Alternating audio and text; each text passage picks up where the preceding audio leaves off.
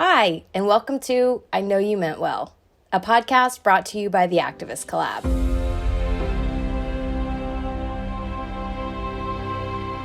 All right, well, I am so excited today to be joined by disability rights activist Isabel Rocha, as she is a member of the Activist Collab. She is also a teacher and one of the founders of Disability Together, which is an organization that spreads awareness and education about disabilities through social media.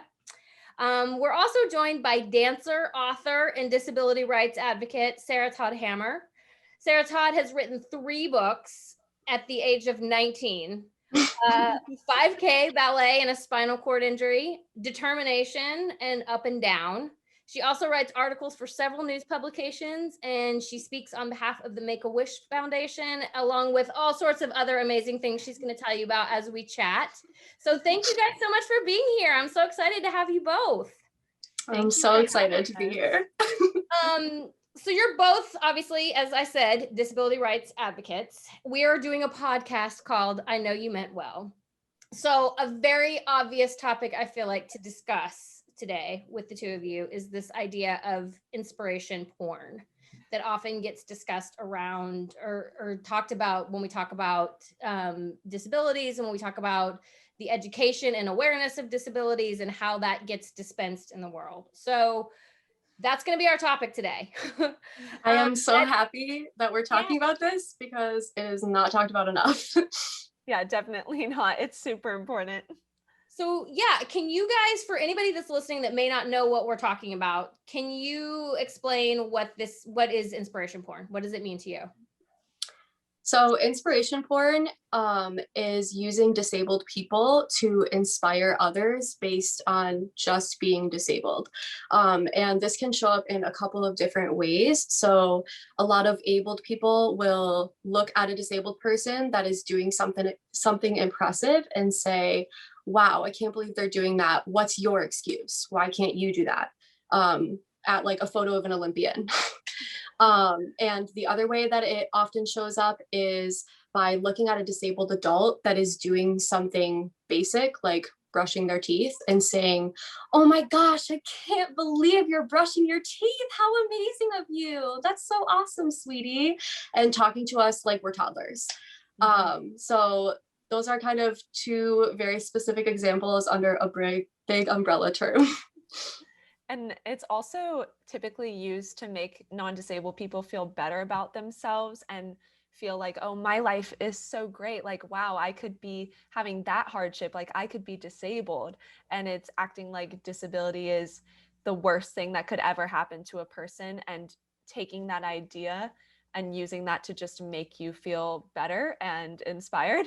And it also, like, in this whole process, perpetuates harmful misconceptions about the disability experience. Like, as I said, that disability is the worst thing that could happen to someone. That's a harmful misconception, and it perpetuates tons of others as well. Yeah, absolutely. I'm wondering if we could kind of start a little bit, get some background story on both of you and talk about how you both have become disability advocates for what in each of your focus areas. Can we start with you, Sarah Todd, and tell a little bit about sort of your backstory? Of course. So I'm 19 years old now, and I've been disabled for 11 years. So since I was 8. So I wasn't born with my disability. And I have a condition called acute flaccid myelitis, or AFM for short. And this is caused by a virus attacking the spinal cord. So I have a spinal cord injury, and I was originally a quadriplegic. I couldn't move anything from the neck down. And I've now recovered a lot, but I have paralysis in my arms and hands. So that's my main disability now. And I got into activism pretty early on after I became disabled. I was 10 years old when I started writing my first book. And then I wrote my 2 other books when I was 14 and 17. And after I wrote the first book, I just realized how big of an impact the book made on families who have kids with AFM and similar disorders. And that's what really motivated me to keep doing more activism. And so that's kind of how I got into writing articles for publications and speaking, and I just realized I loved writing and speaking so much, and I care about so many topics related to the disability community so much. And so that's why I've just kept on going with the activism since I wrote my first book. And that's how I am where I am today. Amazing. And Isabel, can you tell us a little bit about your story? Yeah, so similarly to Sarah Todd, I started my disability journey a long time ago. So I developed chronic pain starting at age 6. It's been almost 18 years. And unlike Sarah Todd, my experience has been sort of progressive with both my disability and my activism.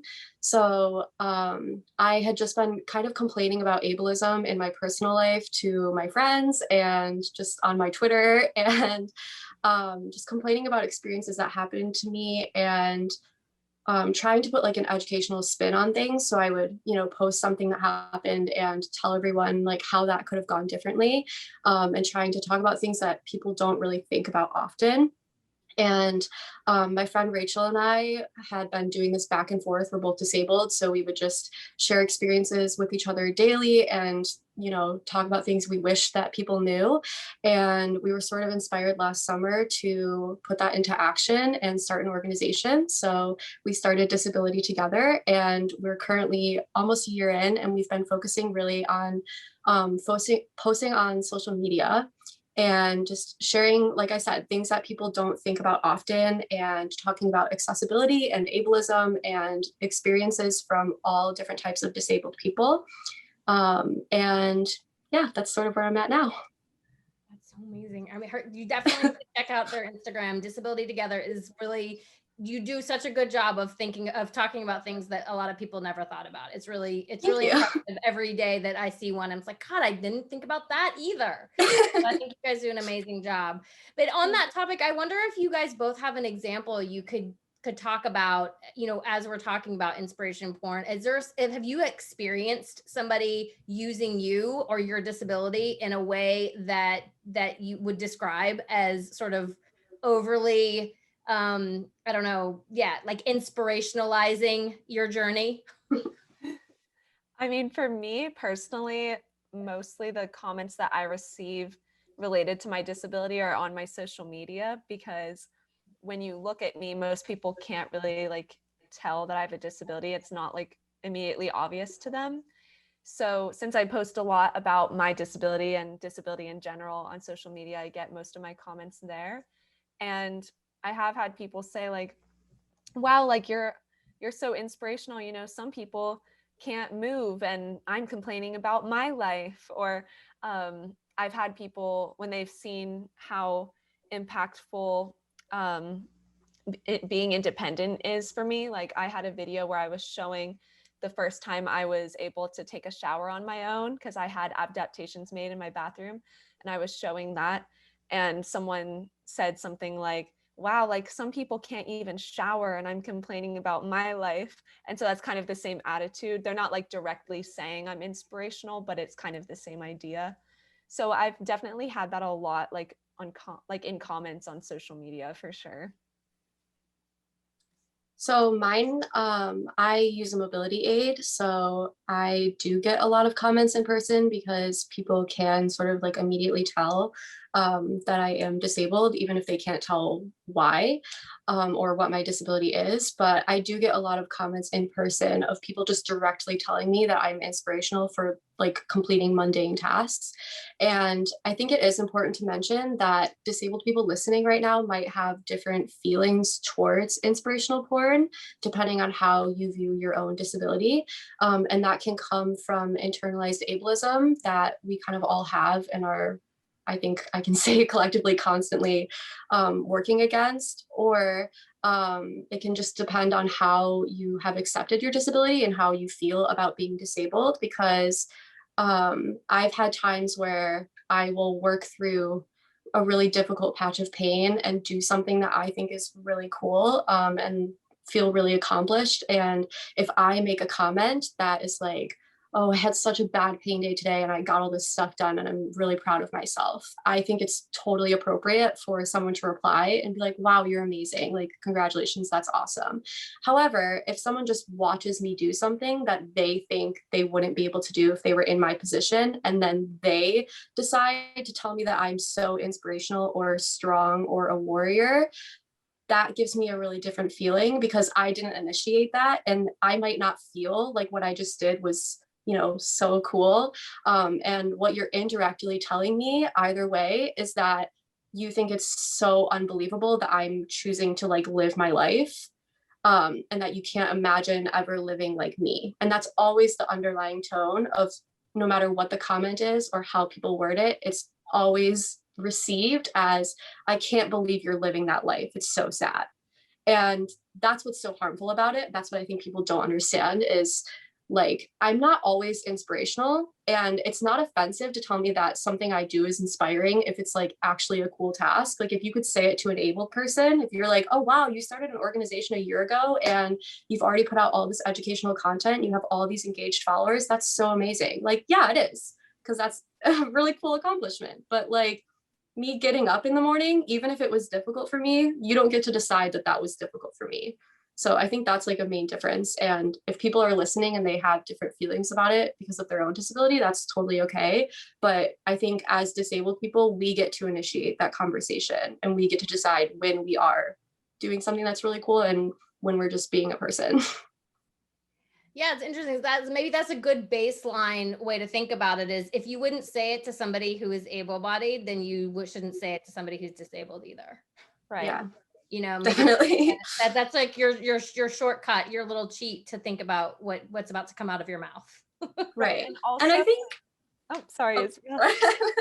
I was just going to say, like, also asking yourself why you think they're inspirational. So if you see a disabled person and you want to tell them they're inspirational, just maybe taking a step back and thinking, wait, like, why do I think they're inspirational? And then that could really help you dissect like why you're thinking this way about this person. And you might be able to be like, oh, maybe I shouldn't say that.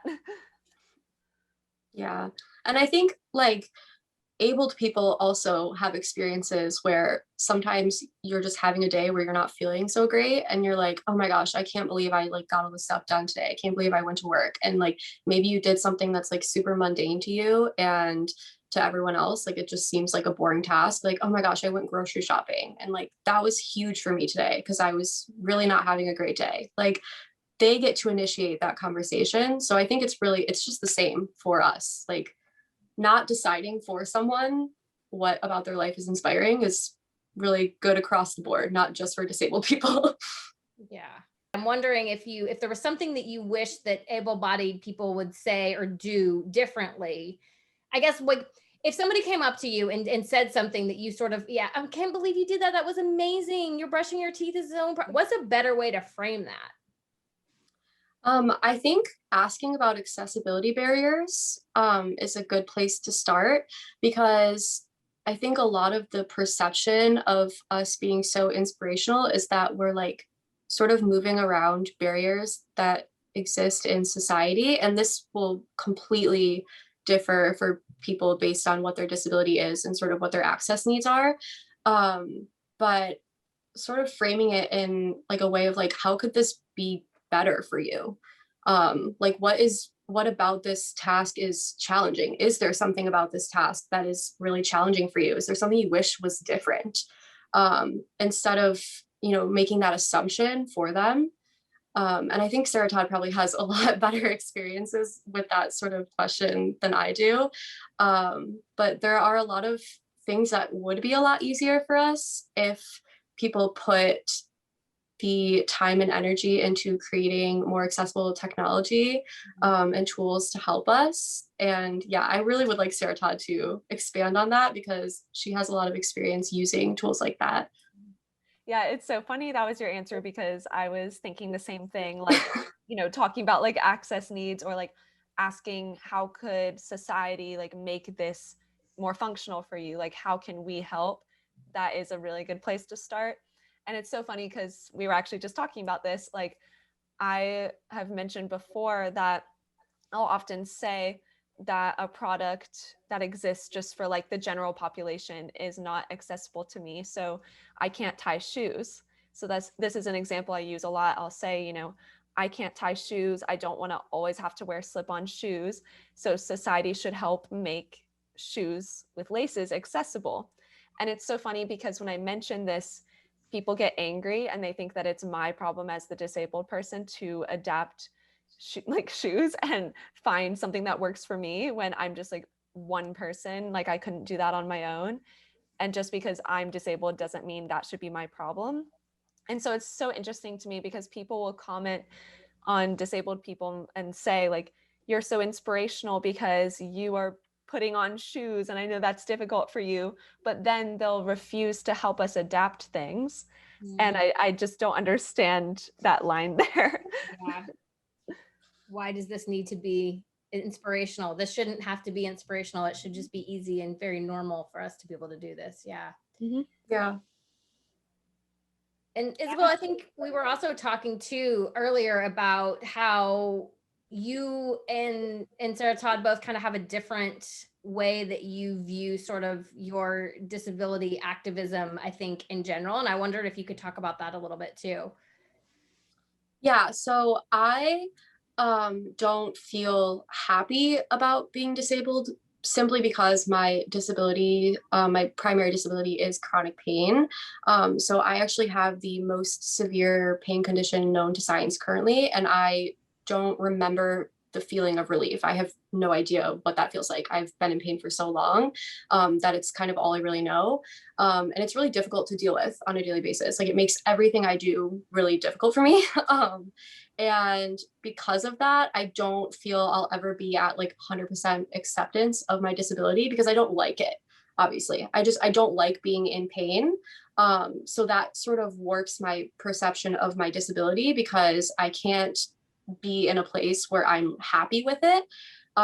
But for disabled people that don't necessarily have something that is like causing them a lot of harm on a daily basis, it's, I think, probably a lot easier to be accepting and just sort of like neutral or happy about it if it's not sort of interfering when you're with your life in a way where it's like constant pain like mine is.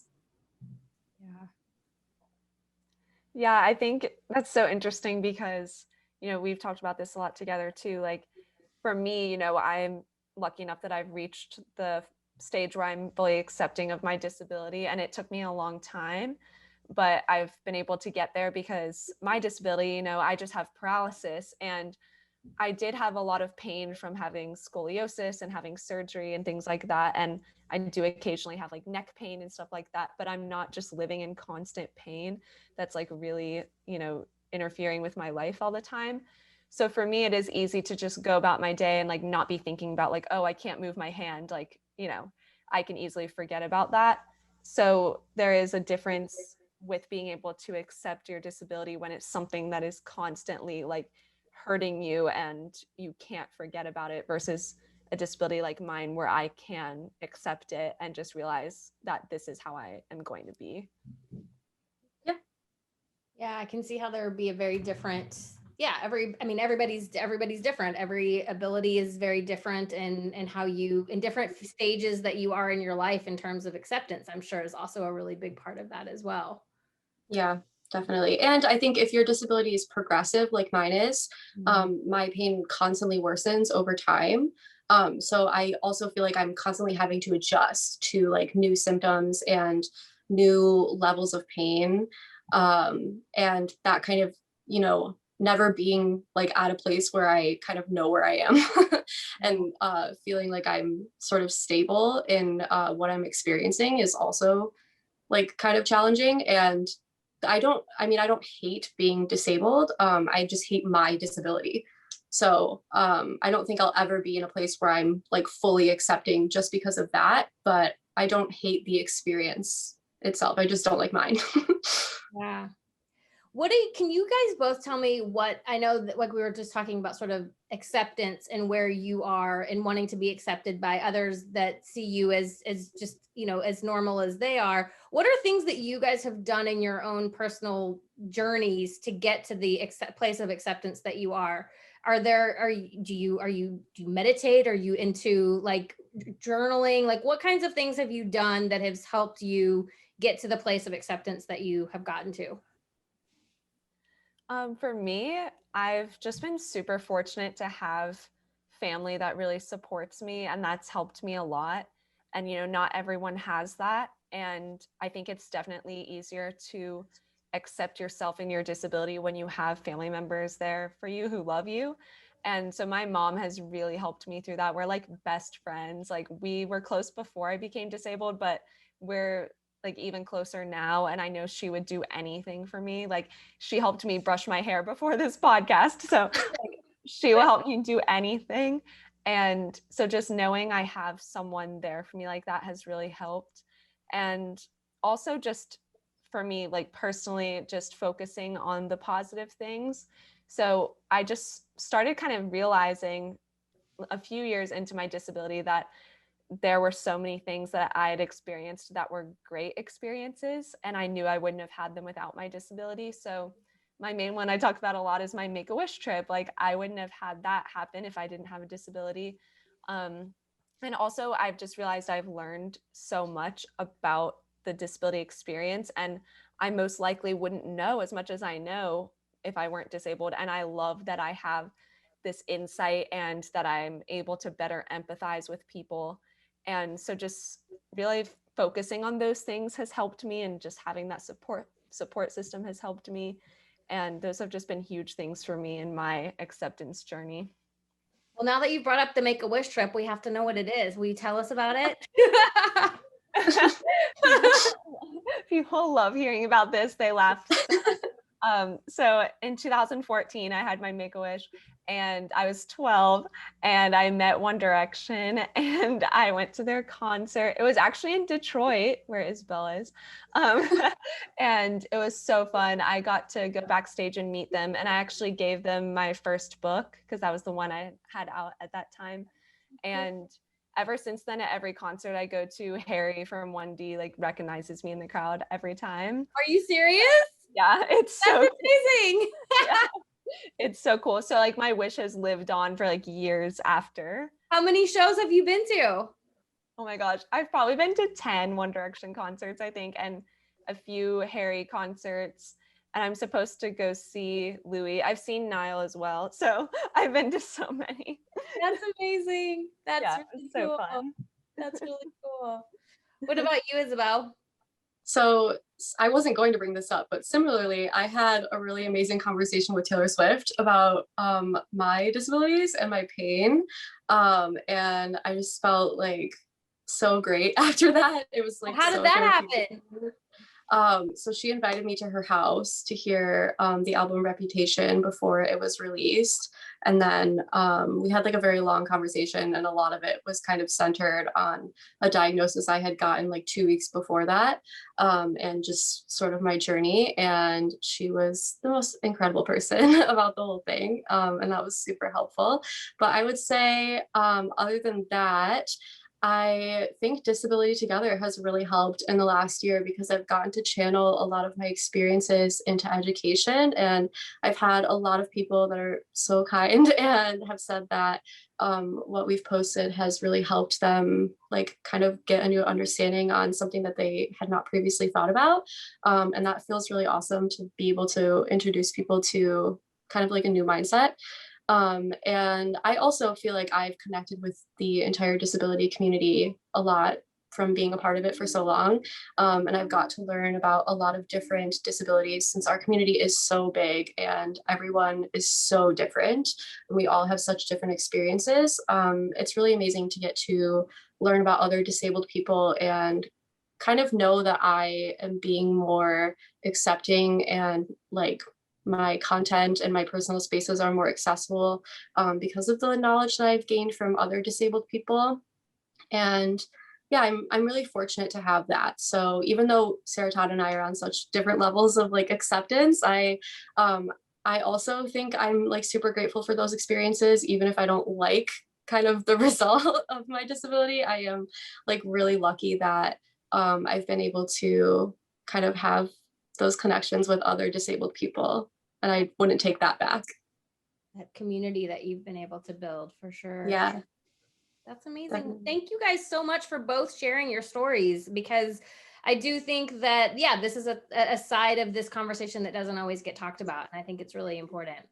And before we go, though, I like to start asking folks on our podcast. It is called I Know You Meant Well. If you have an I Know You Meant Well story, because the whole point of this podcast is to try to help people that do and say things that they think are supportive and helpful, but are not. And sometimes they are well-meaning, and sometimes this is they hide behind I know you meant well.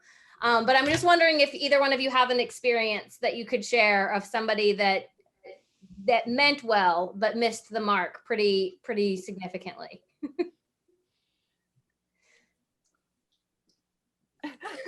I guess I'll go first. I guess I really have two. The first one that comes to my mind is when people will say, I don't consider you disabled, or I don't see you as disabled, or like, you're not disabled to me. I get this comment a lot on my social media, and the way I read it is they're seeing that I'm accomplishing things, or like I'm a college student and I'm like succeeding, and they don't think disabled people are capable of succeeding. So then in their mind, I'm not disabled to them because I'm accomplishing something. So in essence, they're basically saying like, you can't possibly be disabled because disabled people can't do anything. So it's just a very backhanded compliment. And I typically try to reply to these people and explain like nicely, like, oh, like, thank you so much for your kind words, because they'll leave me like genuine compliments also. And then I just try to say like, but like, being disabled is a big part of my identity, and I want to accept my disability. There's nothing wrong with me being disabled, so you can feel free to see me as disabled. So that's a main one that I thought of. And also another thing is people going ahead and just helping me when I haven't asked them for help. And the whole helping disabled people thing can be very tricky because every situation's different. But there will be times where, especially in high school, where one time I was in class and I was just trying to open a marker, and I knew I could do it. It was just taking me a little bit longer. And a girl just grabbed it out of my hands and just opened it for me and then handed it back to me and was like, oh, here you go. And I felt so bad because this girl was like so sweet, one of the sweetest people in my school. And so I knew she just really wanted to be helpful, but I could have opened the marker without help. And that's just a very random example, but just something that came to mind. So I guess just not stepping in and helping disabled people unless they explicitly ask you to, or if you're like friends with them and you know it's something they always need help with, you can like feel free to like help them if that's something you've agreed on. But those two experiences came to my mind. Those are both really good. That's funny that you said that because I was going to say the exact same thing. It really bothers me when people just step in and do something for me, or this happens all the time for some reason. I'll be in the middle of doing something and then someone, like you said, will just like take something out of my hands and like decide that they're going to carry it for me, or, you know, run in front of me and open a door, but like they actually open it in a way that's like hard for me to walk around them. And so you're like making my life more difficult and trying to help. And then I feel bad like asking them to not do that because I know that they're trying to be kind, but like if you would have just asked me, then you could have genuinely helped me. And for me personally, when people just step in and do something, it makes me feel like people think I'm a burden, which is something that a lot of disabled people really struggle with a lot. I know it's something that I struggle with all the time, is, you know, feeling like my family and friends are burdened by basically my existence because they have to do things for me so often. So part of it is like, I want to be able to do as much as I can. And like, it feels good to me when I'm able to do something, then I can complete a task. And I also just want to feel like when I do need to ask for help, like I don't feel more guilty for doing so because people have already done so much for me. So I don't know, I don't like when people just step in and assume. It just gives me the assumption that they think I can't do it. And like, I just want to try. Like, even if I can't, even if you have to step in and help me, like, let me ask for that first. Yeah. All right. Those are all very good examples that I'm sorry you both deal with on such a regular basis. Thank you so much for joining us, Sarah, Todd, and for Isabel for returning again as a co-host. I really appreciate your time. Thank you. This was great. This was such a good conversation. Thank you for joining us today. To find out more about the Activist Collab, you can follow us on Instagram at The Activist Collab or online at theactivistcollab.com. New episodes of I Know You Meant Well will be coming out every Thursday, so we'll talk to you next week.